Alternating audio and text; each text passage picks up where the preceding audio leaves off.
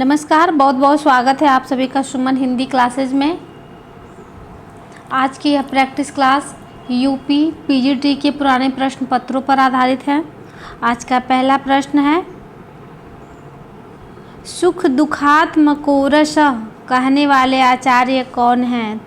तो विकल्प में है भरत मुनि, रामचंद्र गुणचंद्र, आचार्य विश्वनाथ या फिर आनंद वर्धन।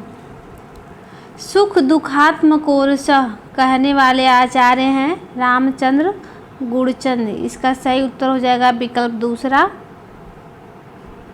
अगला प्रश्न है, काव्य मीमांसा के रचनाकार हैं, यह किसकी रचना है? काव्य मीमांसा तो विकल्प में है भारवी, भास, श्रीहर्ष या फिर राजशेखर। तो काव्य मीमांसा के रचनाकार राजशेखर हैं। भारवी की प्रमुख रचना का नाम है किरातार्जुनीयम और भास की प्रमुख रचना है स्वप्न वासवदत्तम, प्रतिज्ञा योगंधरायणम तथा प्रतिमा नाटकम। ये रचनाएं जो हैं भास जी की हैं। तो इस काव्य मीमांसा के रचनाकार राजशेखर हैं। चौथा विकल्प इसका सही उत्तर हो जाएगा राजशेखर। राजशेखर की अन्य कृति है कर्पूर मंजरी। अगला प्रश्न है, निम्नलिखित में से कौन संस्कृत समीक्षा पद्धति से संबंधित नहीं है? तो विकल्प में है रस, अलंकार, ध्वनि या फिर शैली विज्ञान। तो इसका सही उत्तर हो जाएगा विकल्प चौथा, शैली विज्ञान। अगला प्रश्न है, भरत मुनि ने काव्य गुणों की संख्या बताई है, कितनी बताई है? तो विकल्प में है 3, 5, 10 या फिर 8। तो आचार्य भरत मुनि ने काव्य गुणों की संख्या 10 मानी है। तीसरा विकल्प इसका सही उत्तर हो जाएगा 10। अगला प्रश्न है, विभावानुभाव व्यभिचारी संयोगादृश निष्पत्ति है, सूत्र किस आचार्य का है? तो यह बहुत इजी सा प्रश्न है। आप सभी लोगों को पता है कि यह भरत मुनि का रस सूत्र है। दूसरा विकल्प इसका सही उत्तर हो जाएगा।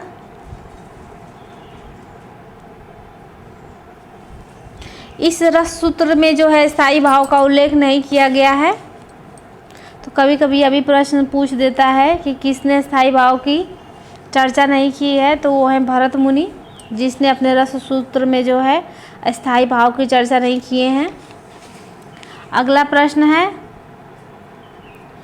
बिनु पद चले सुने बिनु काना, कर बिनु कर्म करे विधिनाना में कौन सा अलंकार है? तो विकल्प में है विभावना, विशेषोक्ति, असंगति या फिर दृष्टांत। तो उपर्युक्त पंक्ति में जो है विभावना अलंकार है। पहला विकल्प इसका सही उत्तर हो जाएगा विभावना अलंकार। अगला प्रश्न है, विभत्स रस का स्थायी भाव है। तो विकल्प में है विस्मय, विशेषोक्ति, जुगुप्सा या फिर निर्वेद। तो विभत्स रस का स्थायी भाव जुगुप्सा होता है। दूसरा विकल्प यहाँ पे 3 होना चाहिए, ये वाला विकल्प इसका सही उत्तर हो जाएगा। शांत भाव का स्थायी भाव निर्वेद होता है। अगला प्रश्न है, करुण के रस राजत्व का प्रतिष्ठापक है।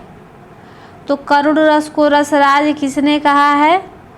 तो विकल्प में है किरातार्जुनीयम, मेघदूतम, उत्तर रामचरितम या फिर कुमार संभवम। तो इसमें रचना के हिसाब से आप पहचान सकते हैं किसने करुण रस को रसराज कहा है। तो वो है भवभूति, उनकी रचना का नाम है उत्तर रामचरितम। तीसरा विकल्प इसका सही उत्तर हो जाएगा। अगला प्रश्न है, निम्नांकित पंक्तियों में प्रयुक्त अलंकार बताइए। रनित भृंग घंटावली, झरित दान मधुनीर, मंद मंद आवत चले, कुंजर कुंज समीर। तो इसमें अलंकार बताना है। तो विकल्प में है उत्प्रेक्षा, रूपक, यमक या फिर श्लेष। तो इस पंक्ति में जो है यमक अलंकार होगा। तीसरा विकल्प इसका सही उत्तर हो जाएगा।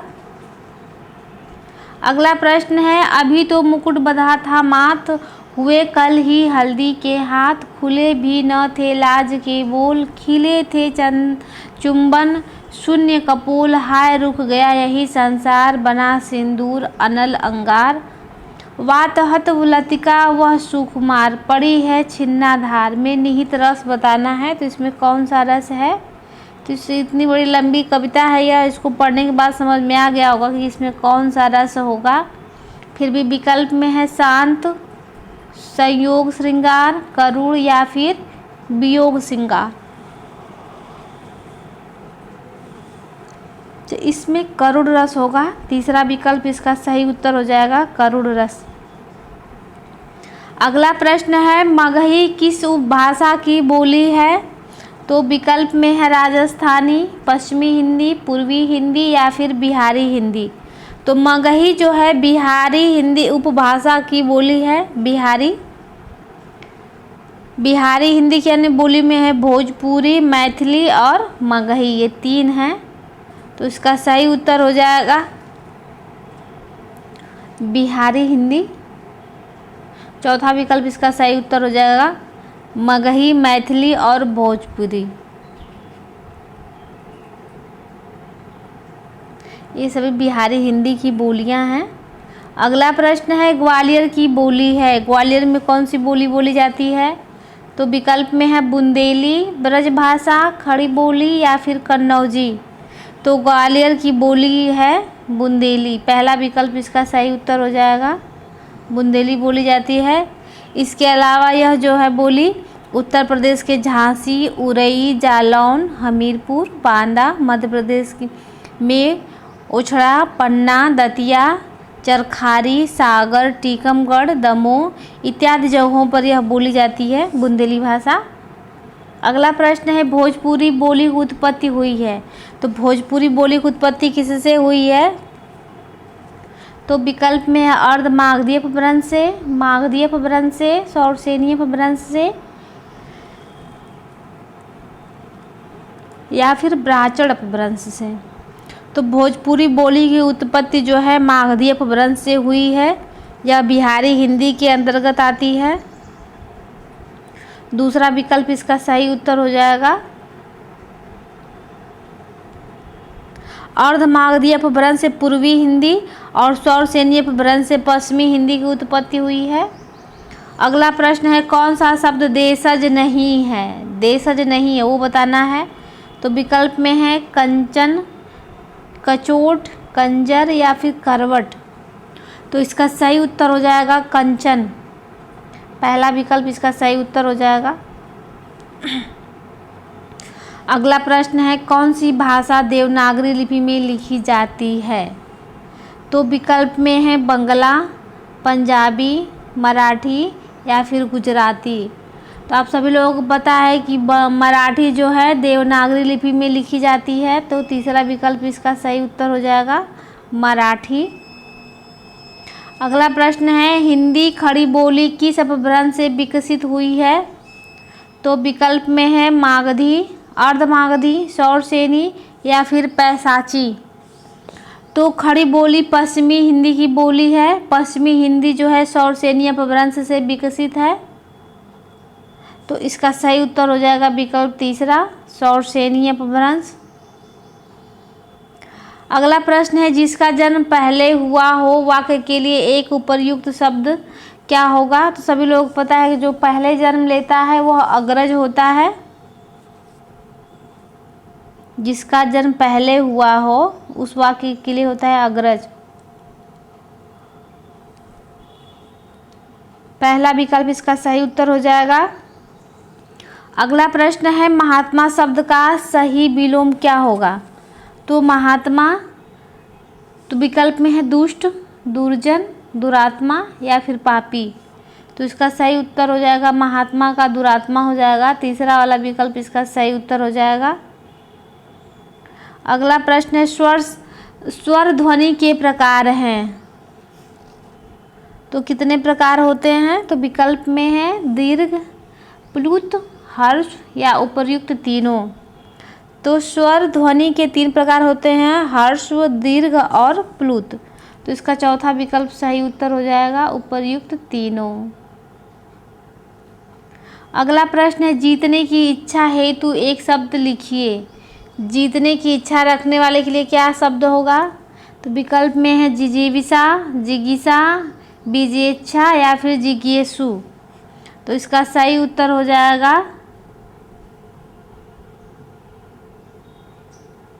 जिगीसा।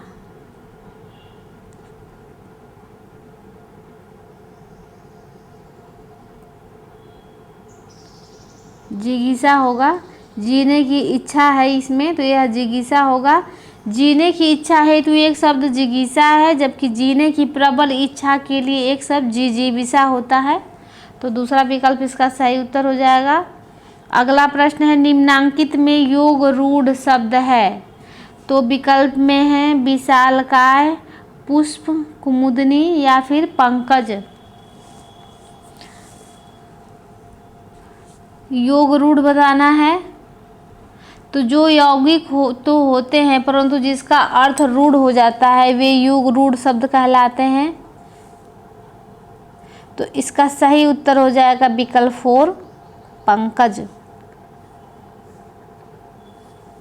अगला प्रश्न है छत्तीसगढ़ी बोली हिंदी के किस उपभाषा वर्ग के अंतर्गत आती है। तो विकल्प में पश्चिमी हिंदी, पूर्वी हिंदी, बिहारी हिंदी या फिर पहाड़ी हिंदी। तो छत्तीसगढ़ी बोली हिंदी की पूर्वी हिंदी भाषा वर्ग के अंतर्गत आती है, पूर्वी हिंदी। दूसरा विकल्प इसका सही उत्तर हो जाएगा पूर्वी हिंदी। पूर्वी हिंदी की अन्य बोलियां हैं अवधी, बघेली और तीसरी है ये छत्तीसगढ़ी। अगला प्रश्न है मेघदूत काव्य का खड़ी बोली में अनुवाद किया है, किसने किया है। तो विकल्प में है सदल मिश्र, भारतेंदु हरिश्चंद्र, लल्लू लाल या फिर राजा लक्ष्मण सिंह ने। तो मेघदूत का खड़ी बोली में अनुवाद राजा लक्ष्मण सिंह ने किया है। इसके अलावा इन्होंने रघुवंश और अभिज्ञान शाकुंतलम का भी अनुवाद किया है। तो चौथा विकल्प इसका सही उत्तर हो जाएगा राजा लक्ष्मण सिंह। अगला प्रश्न है इन्होंने प्रजा हितैषी नामक एक पत्र भी निकाला था आगरा से।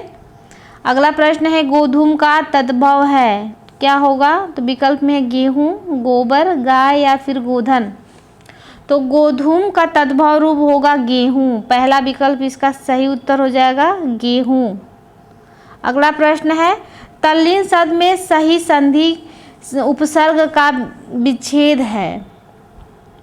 तल्लीन शब्द में सही उपसर्ग का विच्छेद है, तो कैसे होगा तल्लीन शब्द का संधि विच्छेद। तो विकल्प में है तल धनलीन, तद धनलीन, तत धनलीन या तत धनलीन।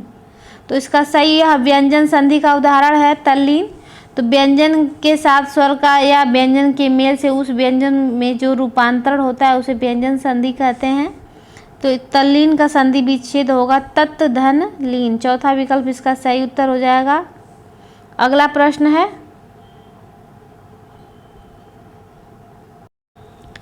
लिट लकार किस काल का बोधक है। लिट लकार तो विकल्प में है वर्तमान काल, भूतकाल, भविष्यकाल या फिर किसी काल का नहीं। लिट लकार को बताना है। तो इसका लिट लकार जो है भविष्यत काल का बोधक है, तीसरा विकल्प इसका सही उत्तर हो जाएगा भविष्यत काल। लट लकार जो है वर्तमान काल का और लंग लकार जो है भूतकाल का बोधक होता है। अगला प्रश्न है यदि ए, ओ, ऐ, औ के आगे कोई भी स्वर हो तो उसके स्थान पर क्रमशः अय, औ, आव या आय हो जाता है, तो हम इसमें कौन सी संधि कहलाएगी। स्वर संधि में ही है अभेद है। तो विकल्प में है वृद्धि स्वर संधि, यड़ स्वर संधि, अयादि स्वर संधि या फिर दीर्घ स्वर संधि। तो अय, आय, औ, आव ये सभी जो है अयादि संधि के भेद हैं।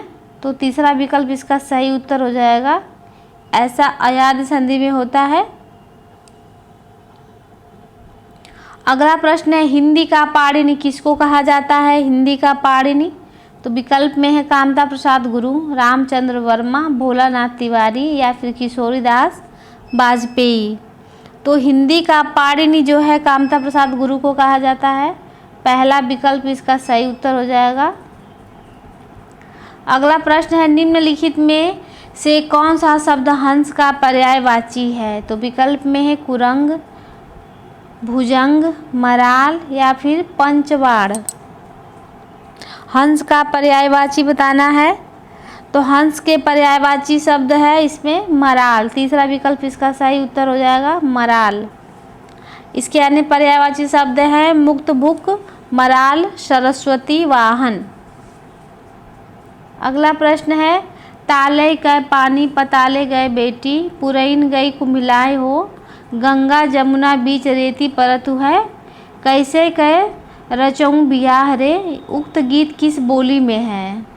यह कौन सी भाषा में है यह गीत? तो ये बताना है। तो विकल्प में है अवधी, ब्रज, भोजपुरी या फिर कन्नौजी। तो यह अवधी भाषा में लिखा गया यह गीत है। तो पहला विकल्प इसका सही उत्तर हो जाएगा अवधी। अगला प्रश्न है निम्नलिखित शब्दों में कौन देशज शब्द है? तो ये बताना है देशज शब्द कौन सा है। तो विकल्प में है सुंदर, अंगूठा, फटाफट या फिर साइकिल। तो देशज शब्द इसमें है फटाफट। तीसरा विकल्प इसका सही उत्तर हो जाएगा, यह फटाफट लिखा है। अगला प्रश्न है निम्नलिखित शब्दों में से किस एक का लिंग परिवर्तन हिंदी भाषा में प्रचलित नहीं है?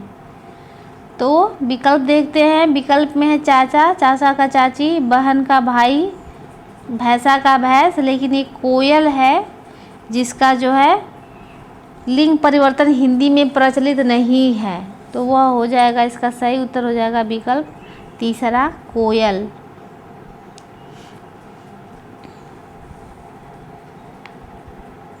अगला प्रश्न है निम्नलिखित शब्दों में कौन स्त्रीलिंग नहीं है?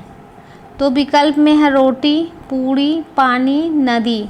एक शब्द है जो पुल्लिंग है, बाकी तीनों जो है स्त्रीलिंग है। तो इसका सही उत्तर हो जाएगा पानी। पानी पुल्लिंग है। अगला प्रश्न है निम्नलिखित में से एक वाक्य में क्रिया भक्षण करने के अर्थ में प्रयुक्त हुई है, वह वाक्य कौन सा है? तो विकल्प देखते हैं। विकल्प में वह हराम का पैसा खाता है, वह जूते खाता है, वह कसम खाता है, वह आम खाता है। तो हराम का पैसा लोग ऐसे डायरेक्ट खाते नहीं है ना, जूता खाते हैं। तो इसका सही उत्तर हो जाएगा विकल्प 4 आम खाया जाता है। तो इसका सही उत्तर हो जाएगा विकल्प 4 वह आम खाता है। अगला प्रश्न है तू डाल डाल मैं पात पात का अर्थ है। विकल्प देखते हैं इसका। विकल्प में है खतरा उठाना, आगे आगे दौड़ना, पेड़ पर चढ़कर खेलना या फिर चालाकी का जवाब चालाकी से देना। तो ये बहुत इजी सा प्रश्न है। तो इसका सही उत्तर हो जाएगा विकल्प 4 चालाकी का जवाब चालाकी से देना। अगला प्रश्न है अकाल पीड़ित में समास है, इसमें कौन सा समास है? तो विकल्प है कर्मधारय, द्वंद्व, तत्पुरुष या फिर बहुव्रीहि। तो अकाल से पीड़ित इसमें तत्पुरुष समास होगा। तीसरा विकल्प इसका सही उत्तर हो जाएगा तत्पुरुष समास। अगला प्रश्न है अन्वेषण का शुद्ध संधि विच्छेद होगा। अन्वेषण का संधि विच्छेद कैसे करेंगे? तो विकल्प में अन्वेष धनड़, अन्वेधनषण, अनुधनवेषण या फिर अनुधरएषण। तो अन्वेषण का शुद्ध संधि विच्छेद होगा अनुधनएषण। चौथा विकल्प इसका सही उत्तर हो जाएगा। अगला प्रश्न है निम्नलिखित शब्दों में योग रूढ़ शब्द कौन सा है?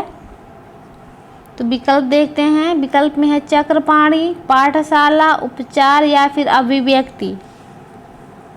योग रूढ़ शब्द बताना है तो चक्रपाणी होगा। पहला विकल्प इसका सही उत्तर हो जाएगा चक्रपाणी। जिस संज्ञाओं से के भिन्न भिन्न सार्थक खंड मिलकर किसी वस्तु या व्यक्ति विशेष का बोध कराए योग रूढ़ संज्ञा कहलाते हैं।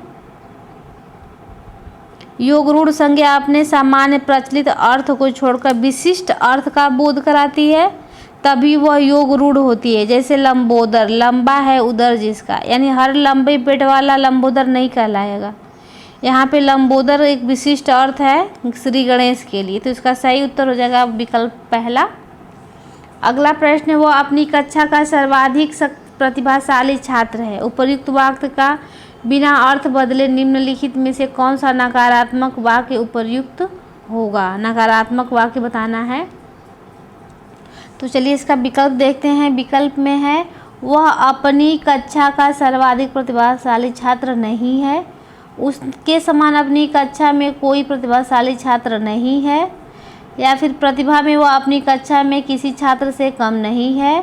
चौथा विकल्प है अपनी कक्षा में प्रतिभाशाली छात्रों में उसकी गिनती नहीं होती। तो इसमें पूछ रहा है कि वो अपनी कक्षा का सर्वाधिक प्रतिभाशाली छात्र है।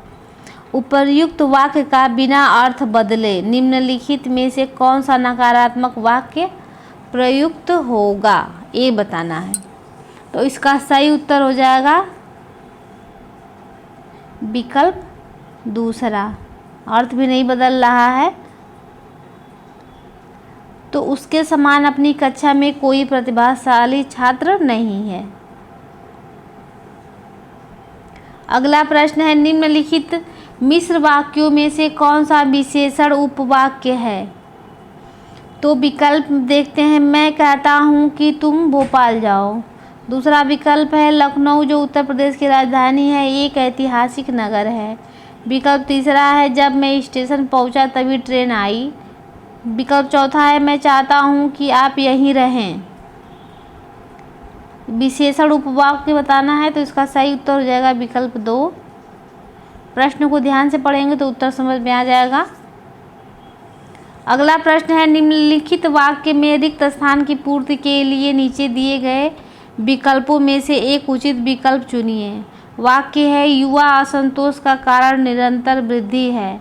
विकल्प में है किसकी वृद्धि, तो विकल्प में है अशिष्टता, भ्रष्टाचार, दुराचार या फिर राजनीति। तो युवा असंतोष का कारण निरंतर भ्रष्टाचार की वृद्धि है।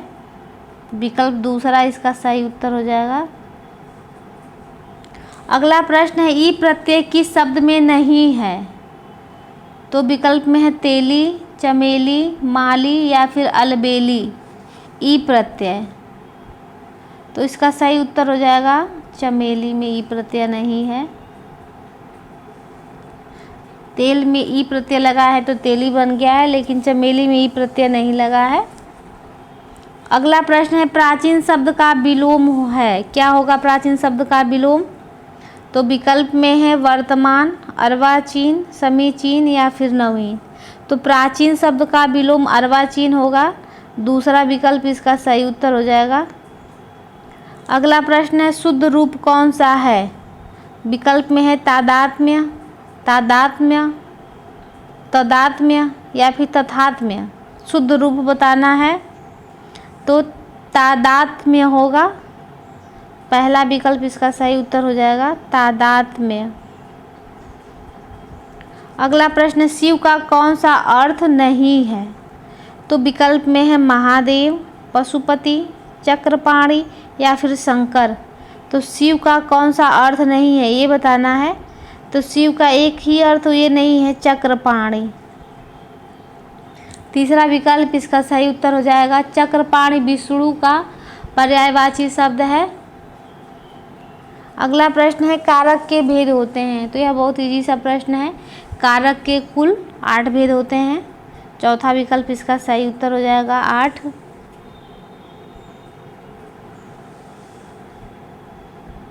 हिंदी में कारकों की संख्या 8 मानी गई है, जो है कर्ता कारक, कर्म कारक, करण कारक, संप्रदान, अपादान, संबंध, अधिकरण और संबोधन।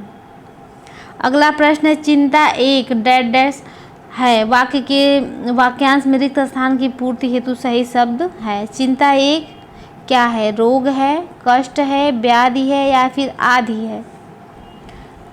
तो इसमें जो है चिंता एक आदि है। चौथा विकल्प भरा जाएगा इसमें आदि। एक शारीरिक कष्ट होता है, एक मानसिक कष्ट होता है। तो चिंता एक मानसिक कष्ट है, तो इसीलिए इसमें विकल्प 4 ऑप्शन सही होगा। अगला प्रश्न है अदृश्य शत्रु अर्थ के अनुरूप उपर्युक्त मुहावरा है, कौन सा है। तो विकल्प में मीठी छुरी, मुंह में राम बगल में छुरी, पेट में दाढ़ी या फिर आस्तीन का सांप। तो इसका सही उत्तर हो जाएगा विकल्प 4 आस्तीन का सांप। अगला प्रश्न है अजानुबाहु शब्द निम्नलिखित में से किस वाक्यांश के लिए सही है। तो विकल्प में जिसकी भुजाएं छोटी हों, जिसकी भुजाएं लंबी हो, जिसकी भुजाएं घुटनों तक लंबी हो, उपर्युक्त में से कोई नहीं। तो जिस आजानुबाहु, तो इसका सही उत्तर हो जाएगा जिसकी भुजाएं जो हैं घुटनों तक लंबी हो। तीसरा विकल्प इसका सही उत्तर हो जाएगा। अगला प्रश्न है यण संधि का संबंध किस संधि विशेष से है? तो विकल्प में है व्यंजन संधि, विसर्ग संधि या फिर स्वर संधि या फिर दीर्घ संधि। तो यण संधि जो है स्वर संधि का भेद है। स्वर संधि के 5 भेद होते हैं, जिसमें है दीर्घ स्वर संधि, गुण स्वर संधि, यण स्वर संधि, वृद्धि स्वर संधि और अयादि स्वर संधि। तो इसका सही उत्तर हो जाएगा विकल्प तीसरा, स्वर संधि। अगला प्रश्न है जय पराजय में कौन सा समास है? जय और पराजय में समास बताना है। तो विकल्प देखते हैं। विकल्प में है द्वंद्व समास, कर्मधारय समास, द्विगु समास या फिर तत्पुरुष समास। तो जय पराजय में जो है द्वंद्व समास होगा। इसका पहला विकल्प सही उत्तर हो जाएगा। अगला प्रश्न है बहती गंगा में हाथ धोना का सही अर्थ है। तो विकल्प में है चातुर्य वृत्ति से काम निकालना, अपना काम निकालना, पुण्य का कार्य करना या फिर अवसर का लाभ उठाना।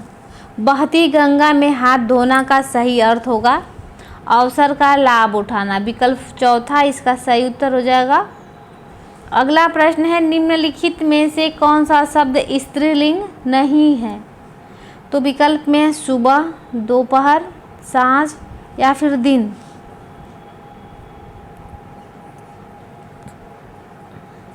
तो 3 विकल्प इसमें स्त्रीलिंग है, एक जो है पुल्लिंग है, वह कौन सा है?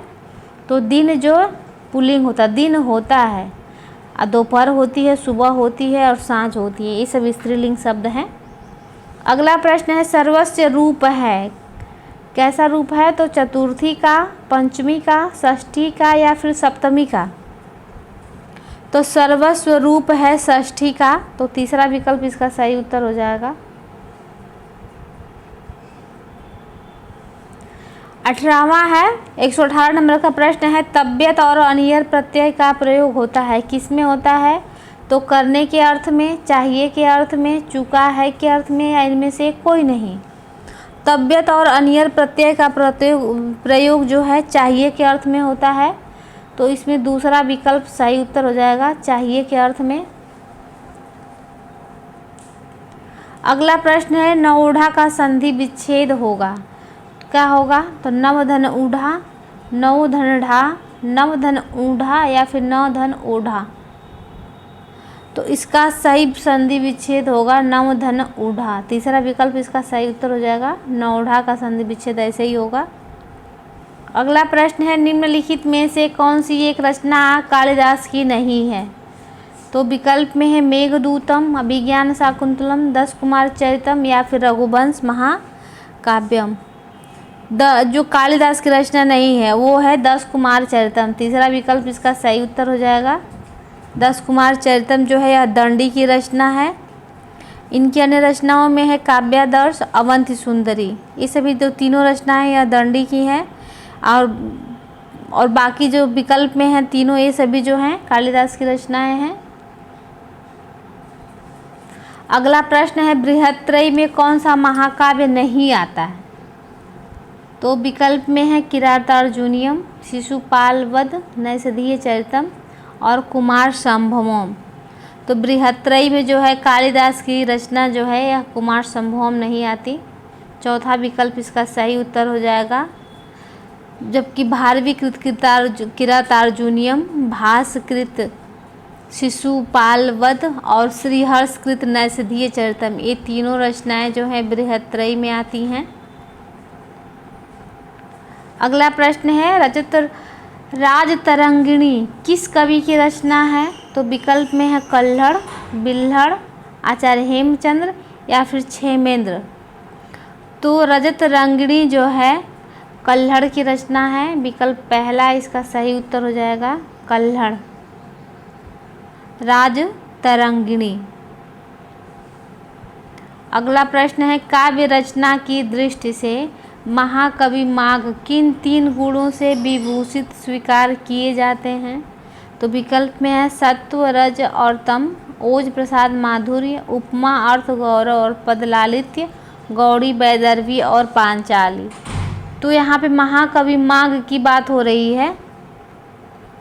तो महाकवि माघ जो हैं 3 गुण से विभूषित किए गए हैं, वो है उपमा, अर्थ गौरव और पदलालित्य। तीसरा विकल्प इसका सही उत्तर हो जाएगा। अगला प्रश्न है सूची 1 का सूची 2 से मिलान करना है और नीचे दिए गए कूट से सही विकल्प का चयन करना है इसमें। तो यहाँ पे कवि हैं कालिदास। कालिदास की रचना कौन सी है? तो कालिदास, सीधे हम लोग इसको मिला देते हैं। तो कालिदास की रचना है मालविकाग्निमित्रम। भवभूति की रचना है मालती माधव। और दंडी की रचना है 10 कुमार चरितम। और श्रीहर्ष की रचना है नैषधीय चरितम। ये इसका क्रम हो जाएगा। क्रम में देखें तो तीसरा विकल्प इसका सही उत्तर हो जाएगा। अगला प्रश्न है, आज का यह लास्ट प्रश्न है, जगन्नाथ शब्द में सही संधि होगी। तो जगन्नाथ शब्द में कौन सी संधि होगी? तो विकल्प में स्वर संधि, विसर्ग संधि, व्यंजन संधि या फिर इनमें से कोई नहीं। तो जगन्नाथ, जगत धननाथ, ऐसे इसका संधि विच्छेद होगा। जगत, इसमें हलंत लगा रहेगा, प्लस नाथ। तो इसमें कौन सी संधि हो जाएगी? तो इसमें हो जाएगी व्यंजन संधि। जगन्नाथ में हो जाएगा व्यंजन संधि। तीसरा विकल्प इसका सही उत्तर हो जाएगा।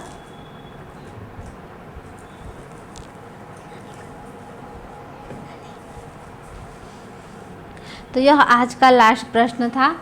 आप लोगों को मेरी प्रश्नोत्तरी कैसी लग रही है कमेंट करके ज़रूर बताएं।